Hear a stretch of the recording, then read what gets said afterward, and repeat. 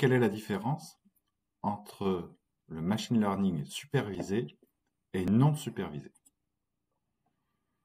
Alors, dans l'apprentissage automatique ou machine learning, il existe plusieurs catégories, dont l'apprentissage non supervisé et l'apprentissage supervisé. Alors, l'apprentissage supervisé. En quoi ça consiste? C'est qu'en fait, on a un objectif qui est connu et il est basé sur des données antérieures. Par exemple, on peut prédire le prix de vente d'une maison par rapport aux ventes qui sont faites récemment dans un même secteur.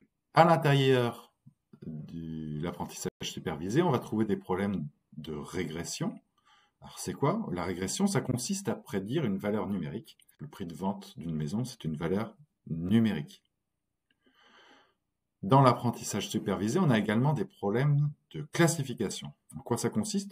Ça consiste à dire à quelle classe appartient une chose.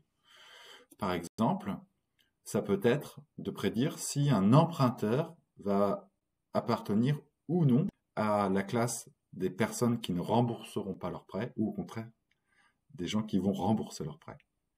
On va pouvoir prédire si votre enseignant, il aurait ou pas survécu au crash du Titanic.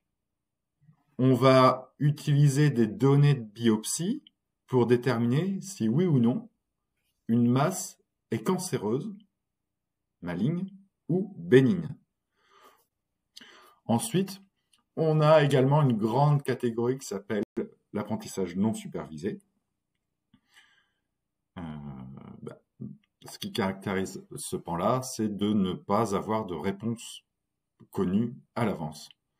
Par exemple, on analyse les critiques d'un restaurant et on détermine qu'il existe là, dans mon exemple, 3 grandes familles de critiques ou de sujets abordés dans les critiques du restaurant.